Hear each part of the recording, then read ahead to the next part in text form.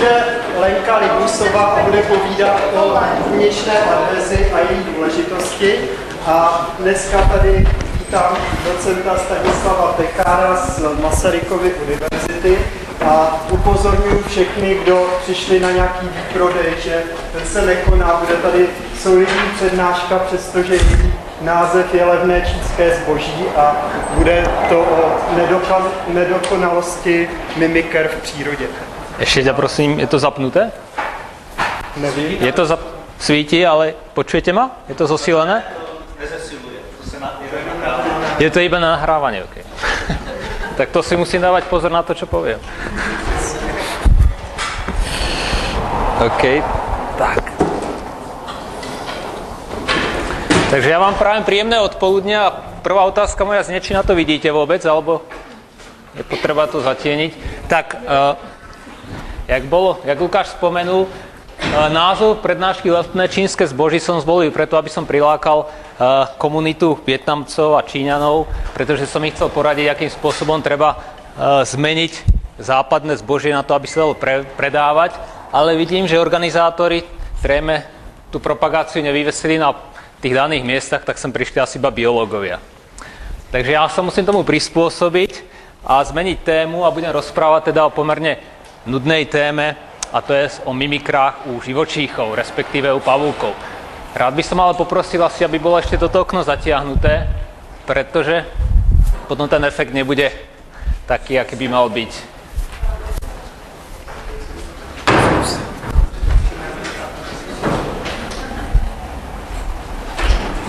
Stačí to jedno, to prvé? To ne... Tak prosím troch, aby sa tam postavili a držali to. Tak to som stačí, díky. Tak, ja som sa k problematike nedokonalých mimikrí dostal v podstate ako slepý k husliam. Stalo sa tak ešte v priebehu môjho postgraduálneho štúdia, keď som sa s kolegom Jurom Kráľom z genetiky vybral loviť mravčíky, čiže pavúky rodu... Aha.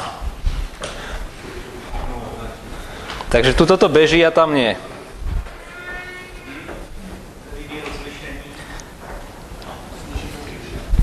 To je MPG 1, ktorá väčšinou funguje všade. Áno, takže to bude bez videa. Sorry, ale je tam pomerne dosť videa. Tak ja to ešte urobím trošku inak. Pretože je možné...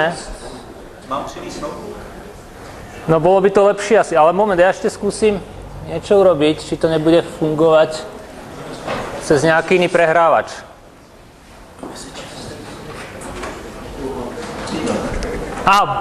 Myslím, že nemusí. Ja to spustím. Budem to teda prepínať medzi prezentáciou tou a tou, ale aspoň to budete vidieť. Takže vybrali sme sa loviť mravčíky rodu Zodarion, to je tento pavúk, ktorí lovia mravce. A prišli sme na jednu lokalitu, kde boli veľmi početné, aspoň z údajov zo zemných pascí, a po 4 hodinách intenzívneho lovu sme nenašli vôbec nič.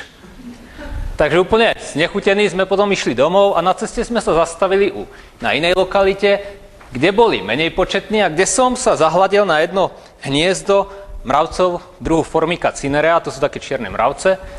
A po istej chvíľke som si uvedomil, že nie všetci jedinci, čo sa tam pohybujú, sú mravce. Ale niektoré z nich sú práve pavúky. Na prvý pohľad ten pavúk vypadal ako mravec, ale pri detailnejšom pozorovaní, ako to vidíte tu, to teda nie je mravec, je to skutočne pavúk. Pretože tu ten svoj model napodobňuje predovšetkým sfarbením a trošku aj morfologickým, a to hlavne tým, že má pomerne tenké nohy v porovnaní s inými pavúkmi. Toto je teda typická ukážka tzv. Nedokonalých mimikrií.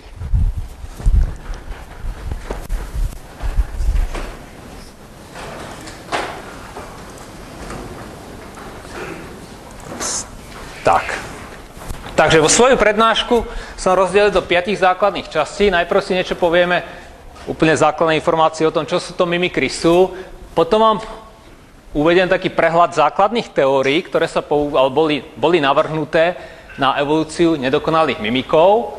Následne sa pozrieme na mimikriu pavúkov a potom vám predstavím našu konkrétnu štúdiu zameranú práve na nedokonalé mimikry, z ktorej práve pramení úplne nová teória. Takže, myslím si, že termín mimikry všetci dobre poznáte, pretože bol definovaný už pred takmer 150 rokmi a odvtedy sa v podstate nezmenil. Ja sa ale sústredím výhradne na typ tzv. Batesových mimikrí, ktoré boli odvodené od tohto pána, britského amatérskeho biológa alebo prírodovedca Henry Walter Batesa, ktorý sa v polovici 19. storočia vybral do Amazónie, kde strávil asi 11 rokov. No a následne, keď sa vrátil s pomerne bohatou zbierkou motýlov, tak v tom začal robiť poriadok a všimol si, že medzi pomerne hojnými motýlmi druhu Itonia sa vyskytujú iné, veľmi podobné, ale patriace k inému druhu rodu Leptalis. No a na základe takejto podobnosti vizuálnej vyvodil záver, že tá itómia, ktorá je nechutná, respektíve ten Leptalis, ktorý je chutný predátorom, napodobňuje itómiu, ktorá je nechutná a tým pádom získava ochranu pred predátormi.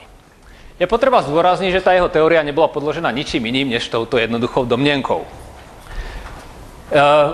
Tá definícia, ako vidíte, sa v podstate nezmenila za tých 150 rokov. Stále hovoríme o tom, že nejaký mimik, ktorý je nejakým spôsobom vhodný pre predátora, napodobňuje nejaký model, ktorý je nevhodný, ale môže byť rôzne nevhodný, nemusí byť chutný, môže byť nebezpečný a tak ďalej. Vždy, keď uvažujeme o mimikrách, tak uvažujeme vlastne v tzv. Tripartitnom systéme. Máme na mysli nejaký model, následne nejakého mimika a potom ešte aj predátora, alebo toho, kto vytvára selekčný tlak na to, aby mimik sa priblížil svojmu modelu. V podstate to znamená, že ten predátor sa neustále rozhoduje, či je to model alebo mimik, respektíve pokiaľ je ten mimik úspešný, tak je často oklamaný a ignoruje ho. V takomto vzťahu je teda podobnosť mimika na model výhradne vhodná, práve výhodná pre toho mimika, ale nie pre model, pretože v momente, keď predátor mimika odhalí, začne útočiť aj na model. Existujú dva také základné typy mimikov, ktoré sa označujú ako v angličtine perfect and imperfect, alebo dokonalí a nedokonalí mimici.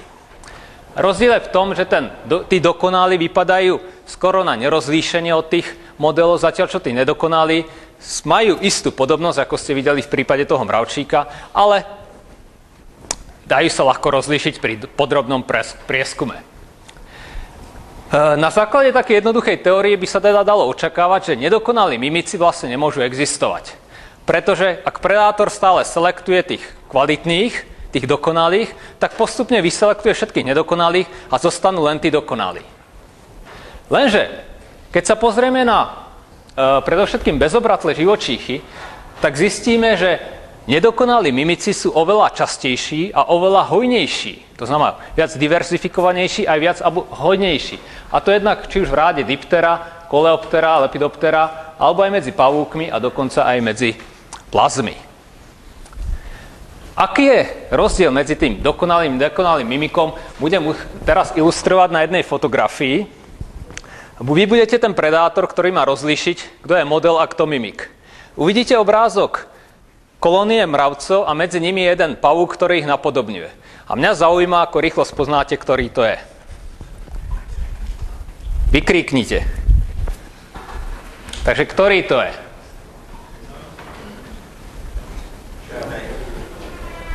Tu? Nie. Tu? Pravo nahoře? Tu? Tu? To je on. Takže neboli by ste úspešní predátori, alebo boli by ste správni predátori. Presne to, čo ten pavúk chcel, tak vás oklamal. Je treba si všimnúť, že pavúci, aby vypadali ako mravce, tak majú niekoľko zaškrtení na prozomate. Tu máte skutočne pseudohlavu, to nie je hlavovač, to je iba hlavová časť prozomatu. Toto sú chelicery, ktoré sú prosunuté dopredu a skrátené. No a počet končatín, o tom si za chvíľu povieme. Takže to je príklad dokonalého mimika. Ale ja sa budem zaoberať tými nedokonalými, pretože ma zaujíma vlastne, aký selekčný antitlak vlastne existuje, aby tí nedokonalí mimici vôbec existovali a boli udržaní vo vysokých hustotách. V priebehu tých niekoľkých asi 50 rokov bolo navrhnutých niekoľko hypotéz. A teraz vám ich nie všetky predstavím, ale iba niektoré. Tá úplne taká základná je frekvenčne závislá selekcia. Experiment na toto téma pochádza z laborky Rauna Alatála, bolo to v 90. rokoch publikované, ktorí použili predátora, v tomto prípade sikoru, a korisť umelú, vytvorili si modely a mimiky z Lariev tenebria molitor, to je český močný červ, áno, díky. Tým, že ho rôzne namalovali, urobili tam rôzne škvrny a následne to ponúkali síkoram a pozerali sa, čo sa deje. Prvé, čo zistili je, že v momente, keď do tej populácie modelov vložili nejakého mimika, tak sa zvýšila vlastne mortalita modelov. Ten predátor začal atakovať aj modely. Oveľa zaujímavejšie však bolo, že keď vytvorili tzv. Dokonalé a nedokonalé napodobnenie týchto lariev a zistili, že perfektní alebo dokonalí mimici prežívali vtedy lepšie, keď model bol veľmi vzácny. To znamená, bolo ich tam málo. Naopak, nedokonalí mimici mali nižšiu mortalitu vtedy, keď modelov bolo strašne veľa, alebo boli nechutní. Tu nechutnosť spôsobili tým, že to do nich vstrekovali istú pomerne nechutnú látku. Takže to ukazuje na to, že v prípade, respektíve, že nedokonalí mimici môžu existovať vtedy, ak model je strašne hojný, prípadne veľmi nechutný. Takáto situácia v prírode existuje, ale nie vo všetkých prípadoch. Napríklad pestřenky, čiže Syrphides, dipter, sú nesmierne hojné, sú oveľa hojnejšie, než sú osy. Tak jak je to možné? Tento model zjavne pre Syrphidy neplatí. A preto boli navrhnuté ďalšie. Ten druhý model pochádza z laborky Francisa Gilberta z Nottinghamu, ktorý cvičil holuby v rozpoznávaní dokonalých a nedokonalých mimikov. Urobili to tak, že si zobrali fotografie rôznych syrfidov, čiže pestřeniek, a následne ich ukazovali holubom. A testovali, jak ich dokážu poznať. Za prvé, čo zistili je, že tí holuby zoradili tie pestřenky podľa ich podobnosti presne tak, ako ľudia. To znamená, majú podobné vnímanie. Ale oveľa zaujímavejšie bolo, že niektorých nedokonalých mimikov tí holuby považovali za dokonalých. Z toho teda pramení, že holuby síce nežerú pestřenky, že? Ale ako príbuzní iných hmyzožravých vtákov, nedokážu rozpoznať úplne tak dokonale napodobeninu tých nedokonalých mimikov ako ľudia. Takže dôvod, prečo by vlastne mohli existovať nedokonalí mimici, je v tom, že predátori ich nedokážu rozpoznať, alebo ich považujú za dokonalých. Po videní tejto štúdie prišiel House a Allen s úplne iným vysvetlením tých istých dát. Inšpirovali sa v reklame títo autori a prišli s teóriou, že takáto pestřenka vlastne na jednu stranu vypadá ako mucha a zároveň aj ako osa. To znamená, produkuje dva typy kontrastných signálov, jeden akoby vhodný pre predátora a druhý nevhodný. Čo to urobí vlastne s predátorom? Predátor v momente, keď zbadá pestřenku, tak je zmetený a okamžite na ňu nezaútočí. A to tým dá vlastne čas k tomu, aby samotný mimik niekam odišiel. Čiže tam zvýši pravdepodobnosť úniku nedokonalého mimika. Táto teória nebola teda potvrdená žiadnym experimentálnym dôkazom, je to čiste teoretická práca. S iným modelom prišiel Edmunds a následne aj Sherrod, to zhruba okolo roku 2000 a 2002. Tí prišli s nápadom, že nedokonalý mimik nenapodobňuje jeden konkrétny model, ale celú skupinu modelov. Predstavte si napríklad, ako si ukážeme, pavúk, ktorý vypadá ako mravec, ale nie ako jeden konkrétny druh, ale ako napríklad niekoľko druhov toho istého rodu, alebo dokonca niekoľko rôznych rodov rovnakého podobného sfarbenia a veľkosti. Výhodou takéhoto nedokonalého mimika potom je, že sa môže vyskytovať všade tam, kde sa vyskytuje aspoň jeden z tých modelov, a v prípade, že sa vyskytujú tieto modely sympatricky a majú inú aktivitu, tak sa môže vyskytovať v priebehu napríklad celého dňa, kedy sú aktívne jednotlivé modely. To znamená, nezískava síce vyššie prežívanie, pretože predátor ho dokáže odhaliť, ale má vyššiu reprodukčnú schopnosť a vyššiu schopnosť kolonizovať iné biotopy.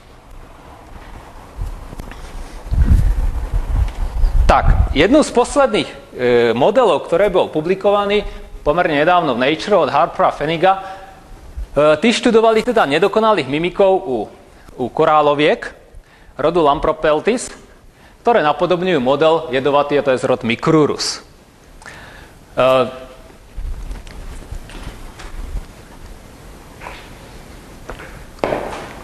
Pomocou pomerne rozsiahlej geografickej štúdie zistili, že niektoré mimiky sa prekrývajú iba s niektorými modelmi, to znamená vo výskyte.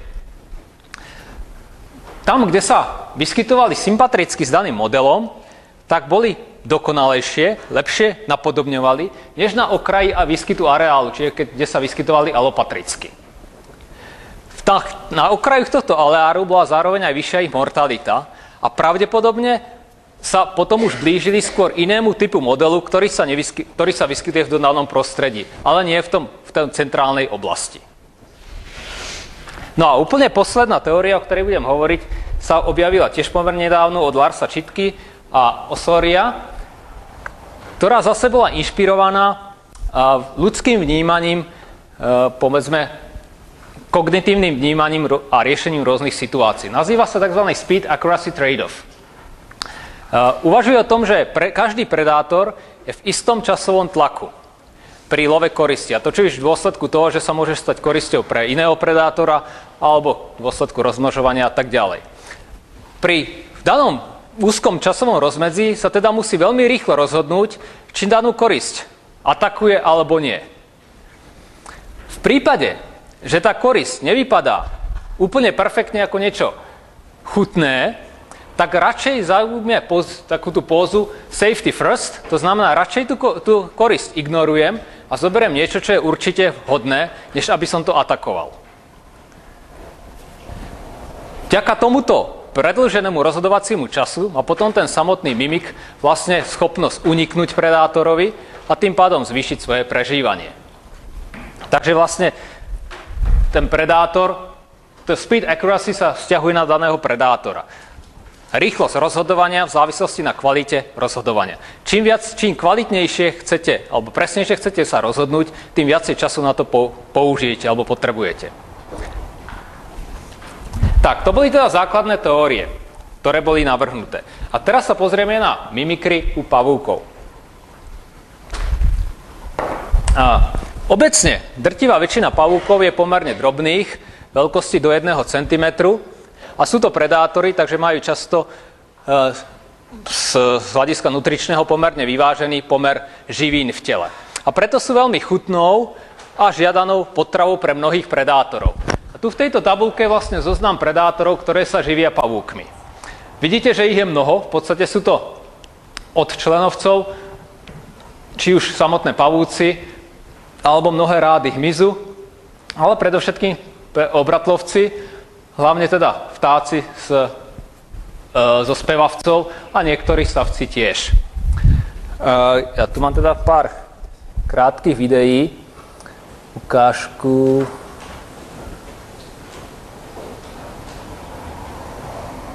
Ups. Aha, tak toto neviem. Tak. Ideme ďalej. U samotných pavúkov nájdeme dva základné typy obrany pred predátormi. Obecne sa to delí na primárne a sekundárnu typ ochrany. Tá primárna funguje predtým, než ten predátor vôbec toho pavúka zbadá. To znamená, zahrnuje to jednak krypsiu alebo mimetizmus či mimikry, čo je napodobňovanie nejakého objektu či iného živočícha, ktorý je neatraktívny pre predátora. V momente, keď je pavúk spoznaný predátorom, tak potom môže zaujať sekundárny typ ochrany, to je spravidla únik niekam do priestoru, ktoré vlastne nie je dostupné pre predátora. Môže to zahrňovať aj predstieranie smrti. Napríklad Cyrtophora, to je kryžiak, ktorý sa vyskytuje v Stredomorí, je takto sfarbený pomerne tmavo hnedo, visí teda na sieti, v momente, keď sa tam priblíži nejaký predátor, tak kryžiak spadne na zem, ktorá je vlastne často bledohnedá piesková pôda a okamžite zmení svoju farbu na takú krémovú, žltohnedú. Takže na tom danom podklade je nespoznateľný. Ak sa pozrieme na mimikriu pavúkov, tak zistíme, že pavúky napodobňujú rôzne druhy živočíchov. Ja osobne som robil nedávno taký prehľad. Našiel som zhruba nejakých 600 druhov pavúkov, ktoré napodobňuje, čiže využíva mimikry. Napodobňovanie ale je pomerne náročné u pavúkov. A to jednak preto, že ten model musí byť podobnej veľkosti, čiže to nám vymedzuje v podstate členovce najčastejšie. Ďalej nesmie byť okrídlený, pretože napodobňovanie krídel nie je možné, takže to nám zase vymedzuje celú časť hexapód. No a konečne sa musí vyskytovať sympatricky s daným mimikom. Tu sú dve ukážky takých pomerne zdarených mimikry. Tu je Cyrtarachne, to je kryžiak, ktorý, snad je to jasné, napodobňuje nejakého mekíša a tá pavučina nejaký slis. A tu máte iného kryžiaka, rodu Poecilopáchys, ktorý vypadá ako rohatka. To sú teda zrovna veľmi extravagantné a veľmi málo používané typy modelov. Pretože drtivá väčšina pavúkov, zhruba nejakých 80%, napodobňuje mravce. Ten zbytok potom napodobňuje nejaké iné skupiny hmyzu. A na tento typ mimikry, tzv. Myrmekomorfné mimikry, sa teraz sústredím. Prečo práve mravce? Prečo je výhodné napodobňovať mravce? Za prvé, mravce sú obecne považované za nebezpečné, pretože sú sociálne, takže útočia v komunite. Všetci majú mandibuly, ktorými dokážu teda obetovať sa seba a napadnúť akéhokoľvek narušiteľa. Niektoré čelade majú ďalej kyselinu mravenčiu, takže dokážu ju tým odradiť zase nepriateľa. A obecne z nutričného hľadiska je telo mravcu považované za nízko kvalitné, pretože má strašne hrubú kutikulu a málo obsahu živín. Ďalej. Mravce sú hojné vlastne vo všetkých typoch biotopov, či už epigeických, alebo niekde v korunách stromov a podobne. Čiže všade tam, kde sú hojné aj pavúky, takže sa vyskytujú sympatricky často. A konečne majú veľmi podobnú morfológiu. A to je veľmi dôležité.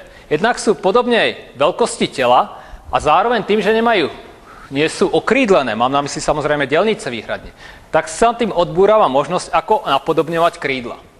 A tu sú uvedené také dva veľmi zdarné typy napodobňovania.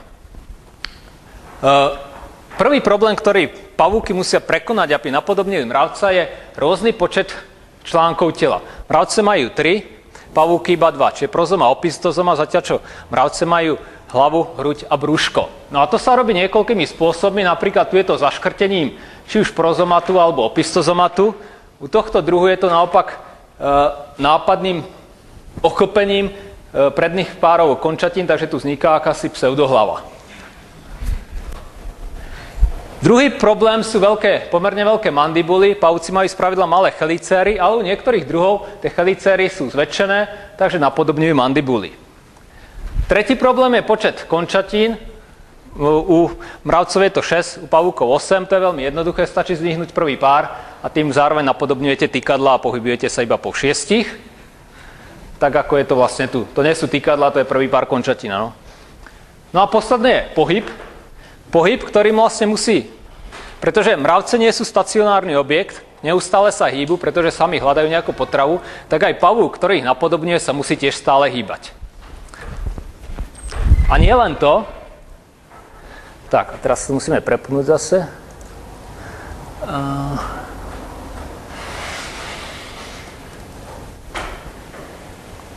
Toto je ukážka jednej pomerne dokonalého mimika. Je to skákavka rodu Leptorchestes, ktorá, uvidíte ju v pohybe, pohybuje sa veľmi rýchlo a pritom máva predným párom noh, čím napodobňuje tykadla a občas máva aj zadočkom, či vlastne napodobňuje takéto bubnovanie abdomenom, alebo gastrom, teda zadočkom u mravcov.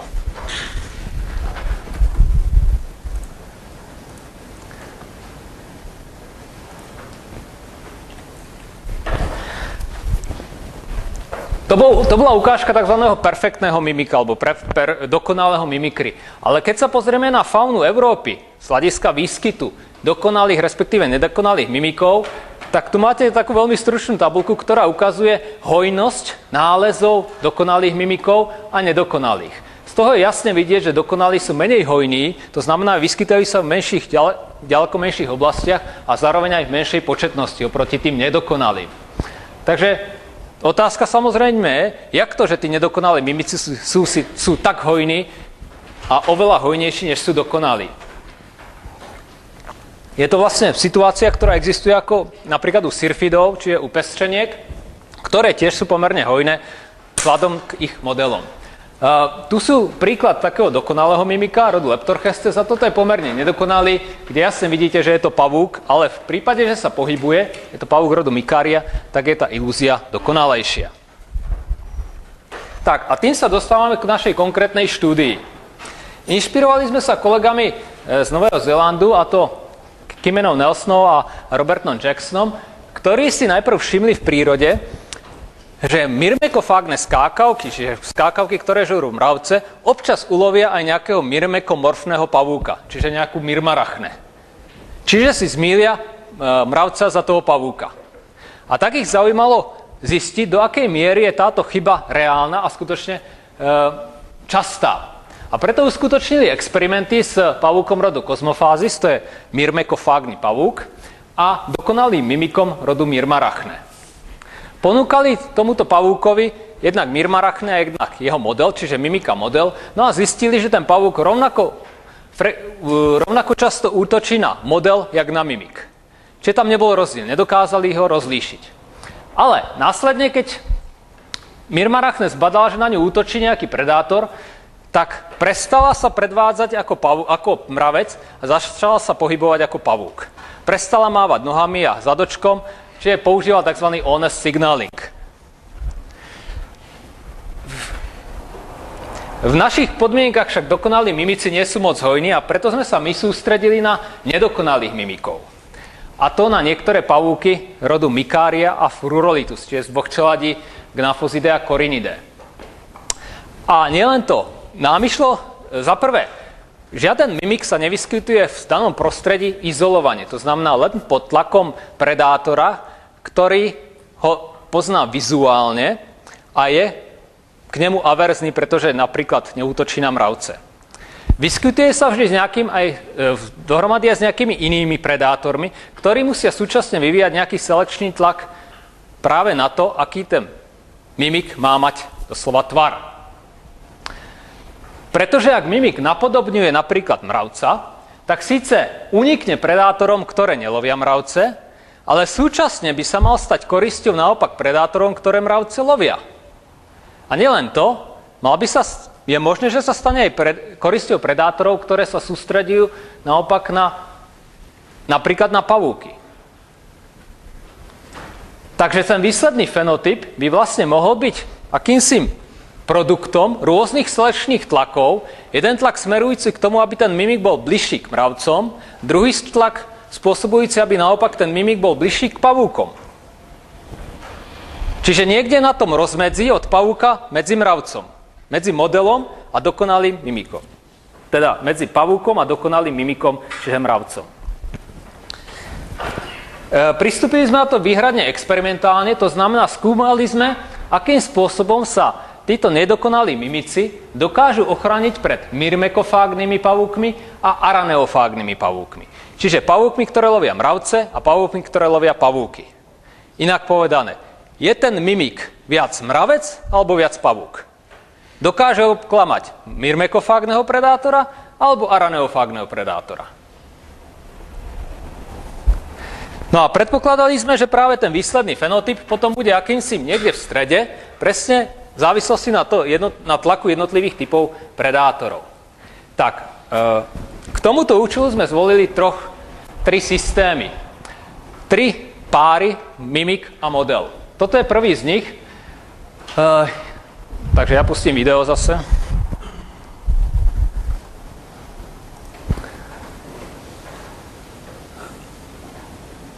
Takže je to toto.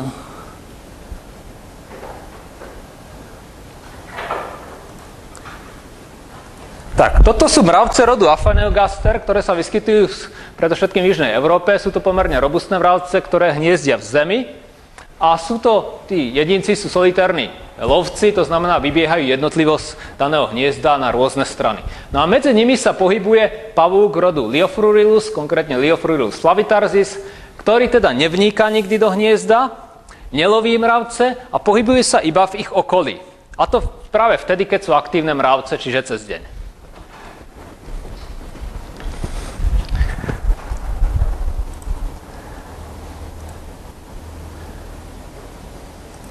Druhým systémom bol zase pavúk z čelade Corynidé.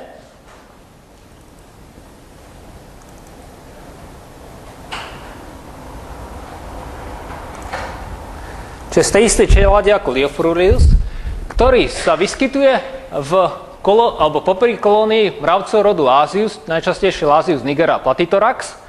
Tie teda vyskytujú sa výhradne na zemi, ale môžu vystupovať ako v tomto prípade na úpätie stromov. A tu je už pavúk rodu Furorolitus, ktorý behá zase medzi nimi, je aktívny v tej istej dobe ako mravce, neživí sa nimi a nevníka nikdy do hniezda. Vyskytuje sa akurát v ich okolí.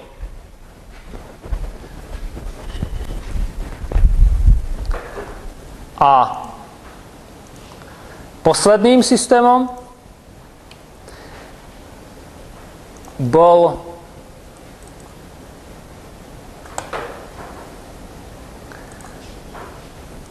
pavúk rodu z čelade Gnaphosida, rodu Micaria sociabilis, ktorý sa asociuje s mravcami rodu Liometopum microcephalum. To sú mravce, ktoré sídlia výhradne v dutinách starých dubov, napríklad v Ledickom parku. No a to je už pavúk Micaria, ktorá zase pohybuje sa pozdĺž dubu, tam, kde sú cestičky mravcov, nikdy ale nevníka do hniezda, takisto sa neživí pavúk mravcami a je aktívna v tom istom období ako mravce. Vyskytuje sa teda výhradne sympatrické a syntopické s týmto mravcom. Je veľmi rýchla, ako ste videli. Tak a samotný experiment teda spočíval v tom, že sme použili tzv. Kvadripartitný systém, čiže mimik, model a dva typy predátorov. Toto je Palpimanus, to je araneofágny predátor, ktorý sa živí výhradne inými pavúkmi. Ten červený je teda Palpimanus, toto je druhý pavúk, ktorý je jeho korisť. A tu máme myrmekofágneho pavúka rodu Zodarion, ktorý sa výhradne živí mravcami. Ničím iným. Sú to čisto špecializovaní predátori, ktorí neakceptujú alternatívnu korisť, len buď pavúky, respektíve mravce. Pretože sme použili mimikov jednak z Južnej Európy, z Portugalska a jednak zo Strednej Európy, tak sme použili vždy predátorov, ktorí sa vyskytujú sympatricky s nimi, takže buď portugalské druhy rodu Zodarion, respektíve české, a tento Palpimanus je teda z Portugalska, ako náhradu araneofagného pavúka z Čech to bol skálovka rodu Drasodes. Tie experimenty prebiehali v miskách, tak toto vlastne celé vypadalo. Vlastne do misky bol zatvorený predátor a mimik, respektíve jeho model, a sledovala sa frekvencia napadnutia alebo úspešnosť ulovenia toho mimika či modelu. No a následne sme potom ešte hodnotili rýchlosť pohybu, jak u mimikov, tak u modelov pomocou Etovision a ďalších softverov. Tak, ešte okrem toho sme sa pozreli na príbuznosť, na vizuálnu podobnosť medzi mimikmi a modelmi. Tým, že sme vlastne urobili digitálne fotografie mimikov a modelov, následne sme determinovali jednotlivé pixely, ich farbnú hodnotu a prekryli a porovnali, jak sa k sebe blížia. No a zistili sme, že dva druhy, respektíve Micaria sociabilis a Liometopum microcephalum sú si veľmi, veľmi podobné. Menej podobný je Furorolitus festivus s Lasiusom platitoraxom a najmenej podobný je systém Liophurulus flavitarsis a Aphaneogaster senilis. Takže tu máme istú škálu od najpodobnejšieho po menej podobný druh. Ďalej sme sa pozreli na rýchlosť pohybu, pretože nás zaujímalo, či tie mimiky sa vlastne pohybujú tak rýchlo ako mravce. No a tu vidíte priemernú rýchlosť pohybu. Vždy tým tmavým je mimik, tým svetlým je model, no a tam nie je žiaden rozdiel. V podstate ten model, mimik sa pohyboval tak rýchlo ako ten model. Ešte poznámka, toto je porovnanie tzv. Nevyrušeného pohybu, to znamená, keď ten pavúk či mravec sa pohybuje prirodzenou rýchlosťou bez žiadneho externého stimulu. No a následne sme sa teda pozreli na frekvenciu ulovenia. Toto je graf výsledkov pre myrmekofagného pavúka, čiže ten, čo loví mravce. Tak, vidíte, že mravce ten pavúk ulovil so 100% úspešnosťou, ale modelov nie. Najväčšiu úspešnosť mal pri druhu Micaria, to je ten mimik, ktorý je najbližší svojmu modelu v podobnosti, a pomerne najhoršiu, alebo pomerne mizivú úspešnosť mal pre druhy rodu Furorolitus a Liophurulus. To sú tie menej podobné. Tak, teraz si vám ukážem, jak to vlastne vypadalo. Krátke video.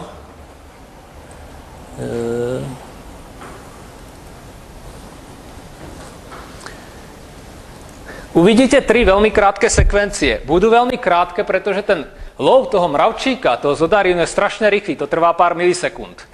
V podstate to vypadá tak, že ten pavúk sa priblíži zozadu k mravcovi, rýchlo uhryzne a vráti sa spátky. Takže to je to všetko, čo uvidíte. Uvidíte najprv útok na mravca rodu Liophururillus. Takže tu je mravec, tu je pavúk, to je atak. Následne máme, a toto je mimik, Liophururillus, tu je neúspešný atak. A za chvíľu bude nasledovať úspešný atak. Teraz.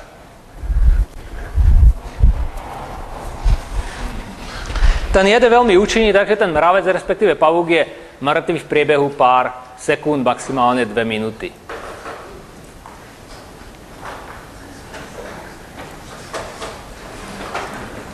Tak, a teraz, jak to dopadlo? Takže ukázalo sa, že tie myrmekofágne pavúky nepoznajú úplne perfektne tie mimiky, ako že sú to mravce. Pretože na ne útočili s maximálne 40% úspešnosťou, ale väčšinou to bolo menej, pod 10%. Jak to vypadá s araneofágnymi pavúkmi? Poznajú araneofágne pavúky, že sú to ešte pavúky a nie už mravce? Takže zase tu máme. Na pavúky útočili s viac než 90% úspešnosťou, na mravce araneofágne pavúky vôbec neútočia a na tie pavúky útočili s pomerne nízkou frekvenciou, maximálne nejakých 20%. Takže tie pavúky zase, tí mimici, nevypadajú ani ako pavúci. U toho druhého predátora, u Palpimanusa to bolo vlastne podobné. Maximálna účinnosť bola 20%.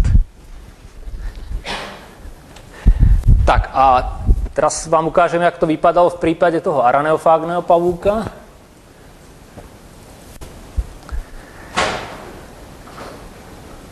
Tak, v tomto prípade zase ten útok je veľmi rýchly.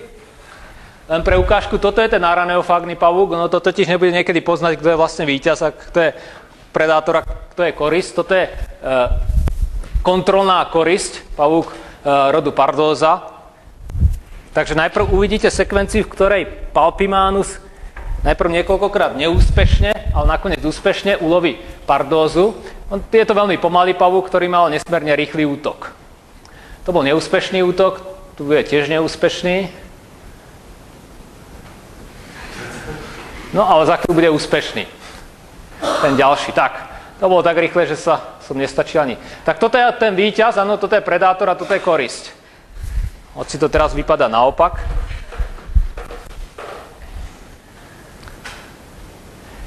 No a nasledujúce video uvidíte, jak vlastne Palpimanus reaguje na modely, na mravce. Tak to je predátor Palpimanus a tu je Aphaneogaster, čiže mravec, ktorý vidíte, ten vôbec neiniciuje u neho žiaden útok, takže doslova po ňom tá korisť, ten model po ňom chodí a nič sa nedieje. No a jak vypadá a mimik? Čo urobí mimik? Všimnite si toho pohybu abdoménu, ktorým imituje tiež pohyb abdoménu teda v zadočku mravcov. Ani ten. Preto tá úspešnosť bola maximálne 20%.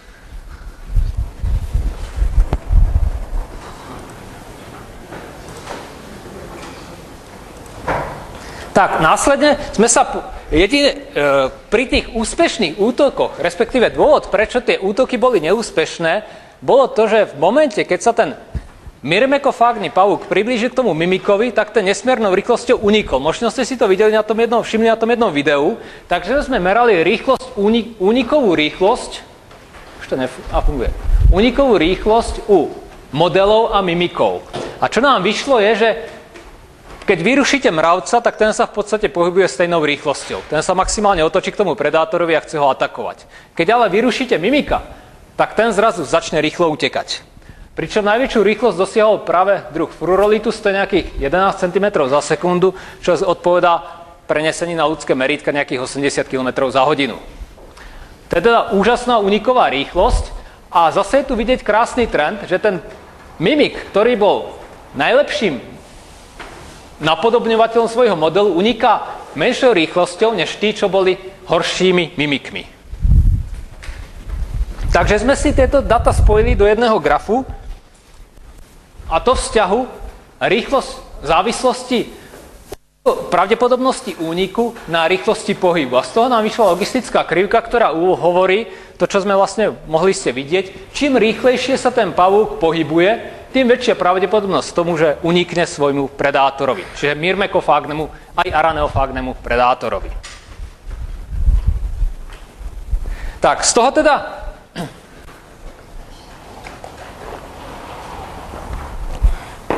rád by som teda na záver zhrnul, čomu sme vlastne prišli.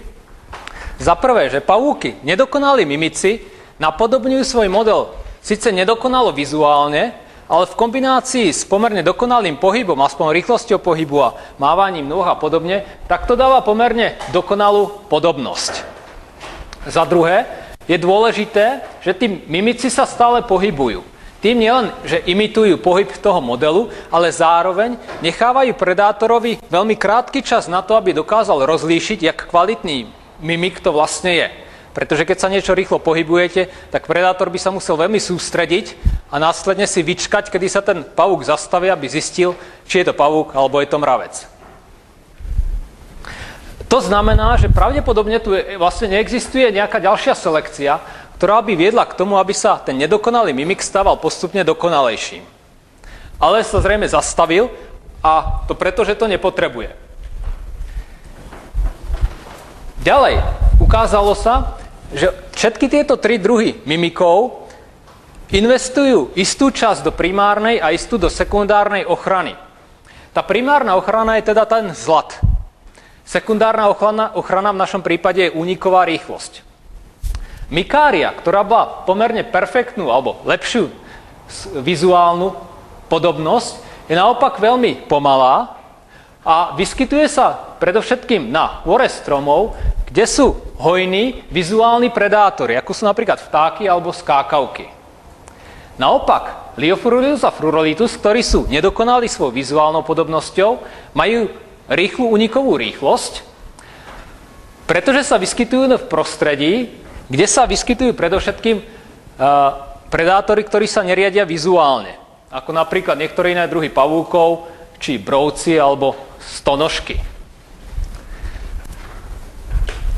My sme robili taký predbežný výskum vlastne o frekvencii vizuálnych a nevizuálne sa orientujúcich predátorov v rôznych biotopoch, teda v biotopoch tých jednotlivých mimikov. Toto sú teda mimici a vidíte, že v Smicarius sociabilis, ktorá má teda pomerne dokonalú vizuálnu podobnosť, je skutočne väčšie zastúpenie vizuálnych predátorov, zatiaľ čo Frurolitus a Liophorulisa je ďaleko viac zastúpené predátory, ktoré sa riadia nevizuálnymi signálmi, čiže buď akustickými, alebo vibračnými, alebo chemickými. Takže nás z toho vyplýva nasledujúci model. Pavúky sú pod rôznym tlakom, v závislosti na tom, v akom prostredí sa vyskytujú. V prípade, že sú pod tlakom vizuálne sa orientujúcich predátorov, ktorí nekonzumujú mravce, tak sa z nich vyvinie pomerne perfektný vizuálny model s pomerne slabou sekundárnou ochranou. Naopak, ak sa vyskytujú v prostredí, kde je zastúpenie predátorov, ktoré sa naopak špecializujú na mravce väčšie, alebo iných predátorov, ktoré sa riadia inými signálmi, tak sa z nich vyvinie model, ktorý je pomerne má nedokonalú vizuálnu podobnosť, ale za to má lepšiu sekundárnu ochranu, ktorá je práve účinná voči týmto ostatným typom predátorov. Tak, a tým vlastne svoju prednášku končím. Takže ďakujem za pozornosť.